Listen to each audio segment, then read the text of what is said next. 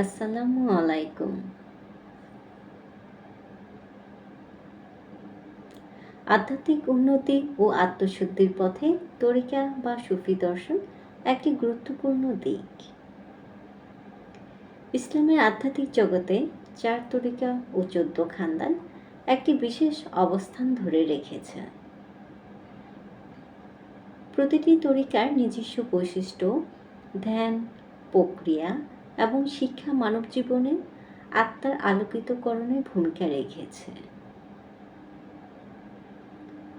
আজকের পর্বে আমরা বিশদ আলোচনা করব কাদরিয়া এবং নকশবন্দিয়া তরিকার উপর, যারা আধ্যাত্মিকতার ভিন্ন ভিন্ন দিক উপস্থাপন করে। প্রথমেই আমরা আলোচনা করব কাদরিয়া তরিকা নিয়ে। কাদরিয়া তরিকার প্রতিষ্ঠাতা হলেন ইসলামের অন্যতম শ্রেষ্ঠ আধ্যাত্মিক সাধক হযরত আব্দুল কাদের জিলানী রাদিয়াল্লাহু। তিনি ১১তম শতাব্দীতে বাগদাদে জন্মগ্রহণ করেন। তার অসাধারণ আধ্যাত্মিক শক্তি ও দীক্ষা ইসলামের ইতিহাসে নতুন আলো ছড়িয়েছে। মূল বৈশিষ্ট্যসমূহ হল: শুদ্ধ চিত্ততা। কাদরিয়া তরিকা বিশ্বাস করে অন্তরে পবিত্রতা এবং পরম করুণাময়ের প্রতি পূর্ণ আত্মসমর্পণ। জীবনের প্রতিটি ক্ষেত্রে সৎ এবং সত্যনিষ্ঠ হওয়ার কাদরিয়া দর্শনের মূল বার্তা। দানশীলতা এবং মানবিকতা। হযরত আব্দুল কাদের জিলানী রাদিয়াল্লাহু তার জীবনে অসাধারণ দানের নজির স্থাপন করেছেন। এই তরিকার অনুসারীরা গরিব ও অসহায়দের সেবা এবং মানবতার কল্যাণে নিজেদের উৎসর্গ করেন। নিঃশর্ত আনুগত্য। এই তরিকার অন্যতম শিক্ষা হল আল্লাহর প্রতি পূর্ণ আনুগত্য ও ভালোবাসা। অনুসারীরা নামাজ, রোজা এবং অন্যান্য ইবাদতের প্রতি অত্যন্ত যত্নশীল। বিশ্বব্যাপী প্রভাব। কাদরিয়া তরিকা শুধু আরব বা বাগদাদে সীমাবদ্ধ ছিল না। এটি দ্রুত ভারত, বাংলাদেশ, পাকিস্তান, ইরান, আফ্রিকা এবং ইউরোপের বিভিন্ন দেশে ছড়িয়ে পড়ে। এই তরিকার শিক্ষা সারা বিশ্বে আজও মানুষকে অনুপ্রাণিত করছে।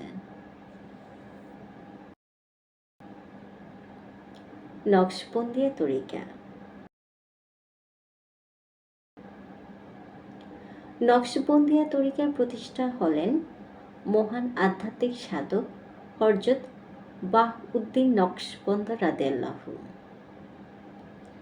যিনি ১৪০০তম শতাব্দীতে বুখারায় জন্মগ্রহণ করেন। তিনি আত্মশুদ্ধি ও আধ্যাত্মিক ধ্যানের এক অনন্য ধারা প্রবর্তন করেন, যা আজও অগণিত মানুষকে আলোকিত করছে। এর মূল বৈশিষ্ট্য হল নীরব জিকির। নকশবন্দিয়া তরিকার প্রধান বৈশিষ্ট্য হল নীরবে আল্লাহর নাম স্মরণ করা। এর মাধ্যমে আত্মার গভীরে আল্লাহর প্রেম ও স্মৃতিকে সঞ্চারিত করা হয়। হৃদয় পরিশুদ্ধি। এই তরিকার একটি মূল শিক্ষা হল অন্তরে শুদ্ধ না হলে আল্লাহর সঙ্গে আধ্যাত্মিক সংযোগ সম্ভব নয়। তাই তারা নিয়মিত ধ্যান ও জিকিরের মাধ্যমে আত্মা শুদ্ধ করার চর্চা করে। মোরাকাবা বা ধ্যান প্রক্রিয়া। নকশবন্দিয়া তরিকায় বিশেষ ধ্যান প্রক্রিয়া ব্যবহার করে। এখানে মোরাকাবা, ধ্যান এবং নীরব আত্মসমীক্ষার মাধ্যমে আল্লাহর রহস্য অনুভব করার চেষ্টা করা হয়। বিশ্বব্যাপী প্রভাব। নকশবন্দিয়া তরিকার শিক্ষা শুধুমাত্র বুখারাতেই সীমাবদ্ধ ছিল না। এটি ভারতীয় উপমহাদেশ, তুরস্ক, মধ্য এশিয়া এবং আরও বিভিন্ন অঞ্চলে ছড়িয়ে পড়ে। এর নীরব জিকির এবং আত্মার গভীরতায় প্রবেশের প্রক্রিয়া অসংখ্য মানুষকে আত্মশুদ্ধির পথে অনুপ্রাণিত করেছে। এখন আমরা আলোচনা করব কাদরিয়া ও নকশবন্দিয়া তরিকার মিল ও পার্থক্য নিয়ে। মিল: উভয় তরিকা আত্মার শুদ্ধতা এবং আল্লাহর প্রতি গভীর আনুগত্য বিশ্বাসী। উভয় তরিকা মানুষের নৈতিক ও আধ্যাত্মিক উন্নতিতে ভূমিকা রেখেছে। দানশীলতা, দয়া এবং মানব সেবার উপর গুরুত্ব আরোপ করে। এদের মধ্যে কিছু আবার পার্থক্য রয়েছে। কাদরিয়া: এটি প্রকাশ্য জিকির এবং দানের মাধ্যমে আল্লাহর প্রতি ভক্তি প্রকাশ করে। নকশবন্দিয়া: এটি নীরব জিকির এবং ধ্যানের মাধ্যমে আল্লাহর সঙ্গে সংযোগ স্থাপন করে। আধ্যাত্মিক জীবনের গুরুত্ব। কাদরিয়া এবং নকশবন্দিয়া তরিকা উভয়ই মানুষের আধ্যাত্মিক জীবনে একটি সুগঠিত পথ। কাদরিয়া তরিকার দৃষ্টিভঙ্গি আমাদেরকে সমাজ সেবার মাধ্যমে আল্লাহর প্রতি ভালোবাসা প্রকাশ করতে শেখায়। নকশবন্দিয়া তরিকা আত্মার গভীরে প্রবেশ করে, আল্লাহর রহস্য উদ্ঘাটনের পথে পরিচালিত করে।